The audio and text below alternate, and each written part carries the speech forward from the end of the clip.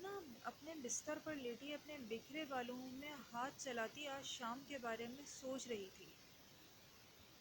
Hello guys, معذرت late ہو گئی، مگر میرے پاس آپ لوگوں کے لیے گڈ نیوز ہے جو بہت جلد میں آپ لوگوں کے ساتھ شیئر معمول کی طرح اپنا ویلوگ بناتے ہوئے کہ جب کشوا کے ساتھ کوئی تیزی سے اس کے پاس سے گزرا تھا۔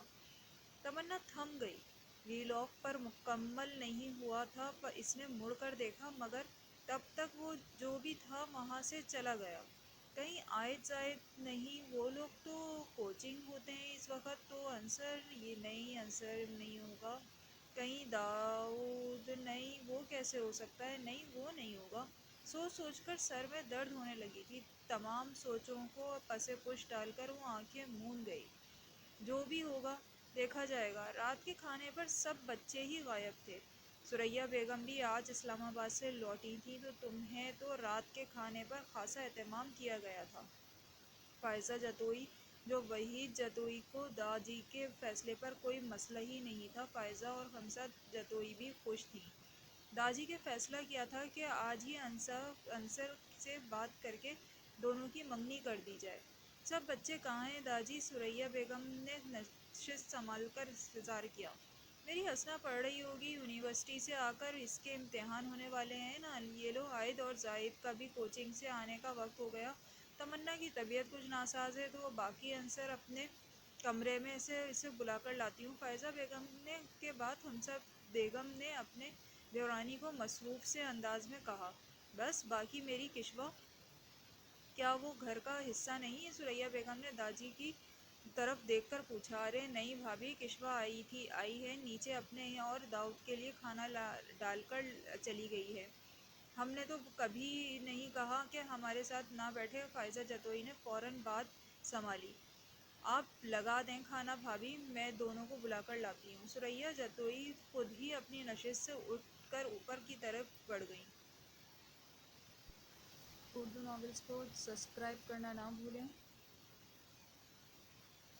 انصر، خمسہ جتوئی نے بہت پیار سے بستر پر لیٹے اپنے خوبرو بیٹے کے بالوں میں ہاتھ پھیر کر اسے جگایا۔ مما، وہ فوراً اٹھ کر ان کا ہاتھ تھام گیا۔ مما مجھے بلا لیتی، کوئی بات نہیں میری جان، آ جاؤ، ڈنر تیار ہے۔ مما آپ چلیں، میں فریش ہو کر آتا ہوں۔ ان کا ہاتھ چوم کر وہ بستر سے اٹھا تھا، جبکہ خمسہ بیگم کے قدم اب حسنہ کے کمرے کی جانب تھے۔ آج عرصے بعد ثریا بیگم نے اس منزل پر قدم رکھا تھا۔ کافی سال پہلے جب کشوا چھوٹی تھی تب وہ یہاں آیا کرتی تھیں اپنی نند کے پاس۔ اپنی نند کے آخری الفاظ انہیں آج بھی یاد تھے جس میں وہ تڑپ رہی تھیں مگر اپنے بیٹے کے پاک دامن ہونے کی قسمیں کھا رہی تھیں۔ اس پورشن کا حال اس کی توقع کے برعکس خاصا صاف ستھرا تھا۔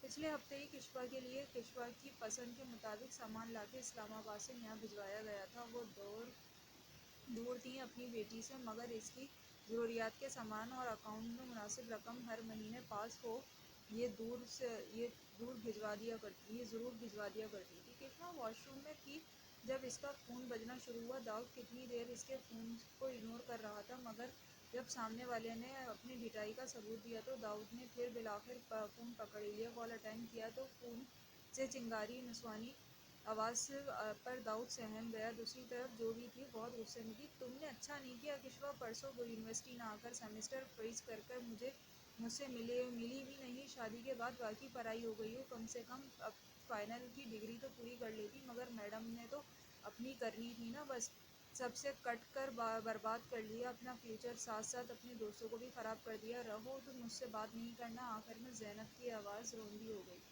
داؤد زینب کی بات سن کر خاموش رہ گیا۔ کشوا نے اس کے لیے اپنی پڑھائی چھوڑ دی۔ داؤد کو شدید دکھ نے گھیر لیا۔ وہ کسی قابل نہیں ہے، اس کی وجہ سے وہ بیچاری اپنا کیریئر تباہ کر رہی ہے۔ نہیں ایسی بات نہیں ہے۔ صحیح کشوا، غلط کیا آپ نے؟ فون سیٹ پر رکھ کر وہ کشوا کا انتظار کرنے لگا۔ 2 منٹ کے بعد وہ طرد چہرے کے ساتھ واش روم سے باہر نکلی اور دوپٹے کو اپنے چہرے کے گرد لپیٹ رہی تھی جب داؤد نے اسے بازوؤں سے تھام لیا۔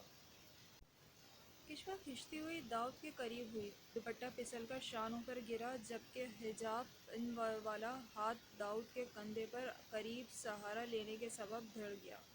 داؤد! کشوا نے ناسمجھی سے داؤد کو دیکھا جس کی آنکھیں سرد ہوئی تھیں۔ کیا ہوا ہے داؤد؟ آپ نے یونیورسٹی چھوڑ دی؟ اس کی سنہری آنکھوں میں اپنی سیاہ آنکھوں کو گاڑے وہ درستی سے پوچھ رہا تھا۔ جی داؤد، میں نے سیمسٹر فریز کروا لیا تھا۔ اب ذمہ داری بڑھ گئی ہے تو اب پڑھائی کے ساتھ چلنا تھوڑا مشکل ہو گیا ہے۔ اس کی آنکھوں میں دیکھ نہ پایا کشوا کے لیے کہاں آسان تھا، اس لیے نظریں چرا کر عام سے لہجے میں بولی، مگر داؤد کی بہویں تنی ہوئی تھیں۔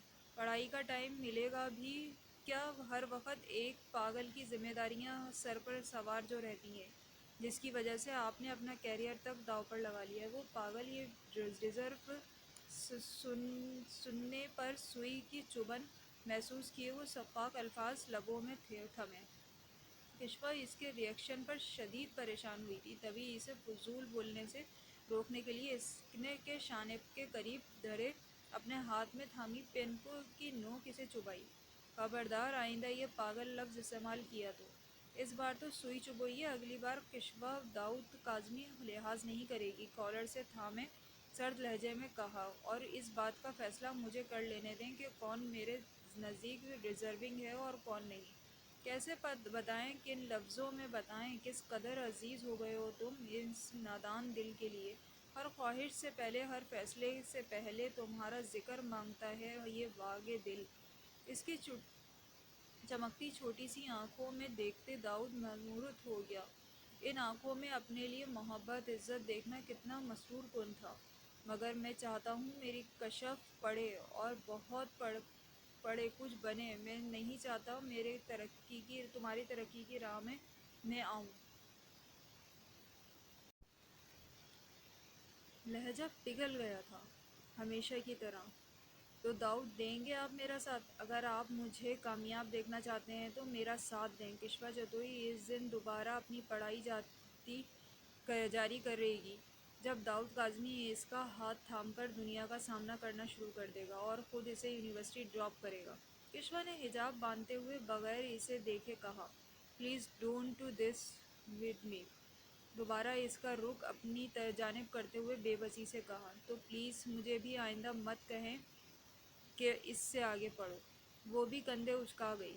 ابھی داؤد اسے پھر سے کچھ کہتا کہ دروازہ بجا۔ دونوں نے ایک دوسرے کی طرف دیکھا تھا، پھر کشوا چہرہ چھپائے دروازہ کھولنے کے لیے آگے بڑھی۔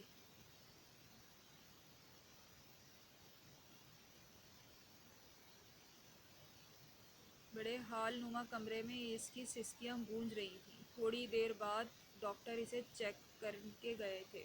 اس کے بعد بڑی ہی بے دردی سے اسے یہاں پھینک دیا گیا تھا۔ اس ہال نما کمرے میں اس کے ساتھ 9 لڑکیاں اور بھی تھیں، جن میں سے 3 تو ابھی بے ہوش تھیں، 2 کو مار مار کر ادھمرا کر دیا گیا تھا، جبکہ باقی کی 4 اور 1 اسے ملا کر زخمی مگر بے ہوش تھیں۔ ان چاروں نے شاید اپنے حال پر صبر کر لیا تھا، مگر حسنہ مسلسل رو رہی تھی، رو رو کر اس کی ہچکی بن گئی تھی۔ میں تم سے بہت محبت کرتا ہوں حسنہ، میں تمہارے بغیر کچھ بھی نہیں ہوں۔ تمہیں محبت پر اعتبار نہیں ہے کیا؟ تو دور کیوں جا رہی ہو؟ قریب آؤ، نامحرم کی محبت آگ ہوتی ہے۔ آہ اللہ تمہیں غارت کرے شہریار، مجھے کہیں کا نہیں چھوڑا تم نے۔ میں تمہیں اپنے ماں باپ سے ملوانے کے لیے لے جا رہا ہوں، میری محبت کو چند پیسوں کے غوث بیچ دیا شہریار۔ میں کیوں گئی تمہارے ساتھ؟ کیوں کچھ کبھی زمین پر ہاتھ مارتی تو کبھی اپنا سینہ پیٹتی تو کبھی اپنے منہ پر ہی تھپڑ برسانے لگتی۔ شہری مت کرو ایسا، مت کرو، مجھے لے جاؤ، تمہیں جتنے پیسے چاہیے میں دوں گی، پلیز نکال لو مجھے یہاں سے۔ شہری، ایک تھپڑ کا بدلہ میری عزت کے ساتھ لیا؟ دہائیاں دیتی تو کبھی اپنے بال نوچتی لگتی۔ جبھی وہ چاروں لڑکیاں خالی خالی نظروں سے حسنہ کو دیکھ رہی تھیں، غیر مرد پر یقین کرنے کا انجام بھگت رہی تھیں۔ بھاری ڈیل ڈول کی عورت نے پیتل کی پلیٹ میں روٹی اور سالن ڈال کر اس کے آگے پھینکنے کے انداز میں رکھی تھی۔ حسنہ زور زور سے رونے لگی۔ اس عورت کے جانے کے بعد ایک لڑکی اٹھ کر اس کے پاس آئی، کھا لو، کوئی پتہ نہیں وہ یہ بھی اٹھا لیں۔ حسنہ کو سیدھا کر کے روٹی اس کے سامنے کرتی بولی، نہیں نہیں کھانی، مجھے نہیں کھانی۔ ہاتھ مار کر پلیٹ سائڈ پر کی۔ اچھا چھوڑو، یہ بتاؤ تم یہاں کیسے آئیں؟ مجھے تو میری سوتیلی ماں اور جوڑی باپ نے بیچا ہے۔ اس لڑکی نے تمسکانہ انداز میں کہا۔ مما پاپا، حسنہ نے غائب دماغی سے کہا۔ مما پاپا مجھے نکالو، بھائی انصر بھائی مجھے نکالو یہاں سے، اس شدت سے گھر والے یاد آ رہے تھے۔ تم تو وہی ہو نا جو ویلاگ میں آتی تھی، ایک لڑکی جو اسے کب سے گھور رہی تھی، اس نے چونک کر کہا۔ حسنہ سسکیاں دبا رہی تھی۔ اگر وہ یہاں سے نہ نکلی تو اگر اس کی عزت، آگے سوچنا بھی اسے محال تھا اس کے لیے۔ مجھے گھر جانا ہے، بس ایک ہی کلمہ پڑھتی جا رہی تھی۔ اس جہنم میں ایک دفعہ جو آ جائے وہ کفن پہن کر ہی یہاں سے نکلتا ہے۔ معلوم نہیں یہ لوگ اسے دفناتے بھی ہوں گے یا نہیں، گدھوں کی خوراک بنا دیتے ہیں۔ پہلے جیتے جی زمین میں گد کر مارنے کے بعد آسمانی گدھا۔ وہ لڑکی دیوار کے ساتھ سر لگائے مایوس کی آخری حد پر تھی۔ حسنہ بچے، حسنہ کے کمرے میں آتے ہی خمسہ بیگم نے اسے پکارا۔ یہ لڑکی بھی نا، اس کا بکھرا سامان دیکھ کر سر جھٹکا۔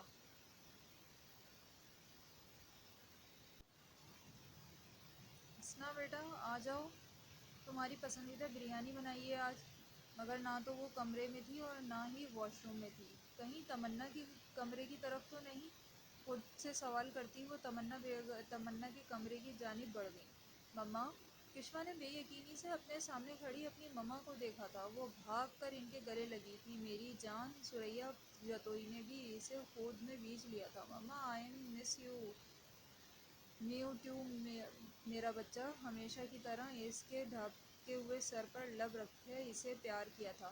کب آئیں آپ؟ ان کو شانوں سے تھامے وہ پرجوش انداز میں بول رہی تھی۔ ابھی تھوڑی دیر پہلے آئی ہوں اور آپ ادھر لاہور میں ہی رہوں گی، وہاں کا کام ختم ہو گیا ہے۔ ثریا جتوئی نے اس کے گال پر ہاتھ رکھ کر کہا۔ واہ مما، اس سے بڑی نیوز تو کوئی ہو ہی نہیں سکتی۔ پاگل ہیں آپ، اندر آ کر بیٹھیں، میں آپ کے لیے جوس لے کر آتی ہوں۔ انہیں ہاتھ سے پکڑ کر وہ کمرے میں لے آئی تھی۔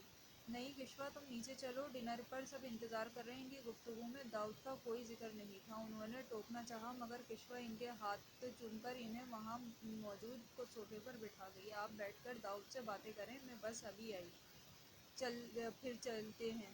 کشوا کے کمرے سے جانے کے بعد داؤد کو بے چینی ہونے لگی۔ وہ مسلسل زمین پر نظریں گاڑے نیچے دیکھ رہا تھا۔ جب ثریا جتوئی آس پاس کی دیواروں کو دیکھے جہاں اللہ اور دوسری جانب محمد صلی اللہ علیہ وسلم کا نام ٹائلز کے گرافک ہوا تھا، وہ جانتی تھی کشوا کے شوق ہے۔ میری بیٹی کو مارتے تو نہیں ہو؟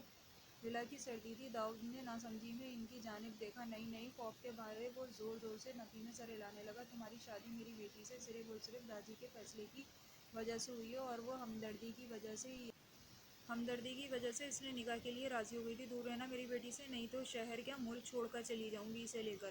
نہیں، داؤد کی سانسیں اٹک گئی تھیں خود سے کشوا کو دور کرنے کے خیال سے۔ پلیز مما نہیں، اسے پینک اٹیک آیا تھا۔ ثریا جتوئی گڑبڑا گئی تھی۔ کشوا جوس لے کر اور ریفریشمنٹ لے کر آئی تھی۔ داؤد کی بگڑتی حالت دیکھ کر صوفے پر رکھ کر اس کی طرف بھاگی۔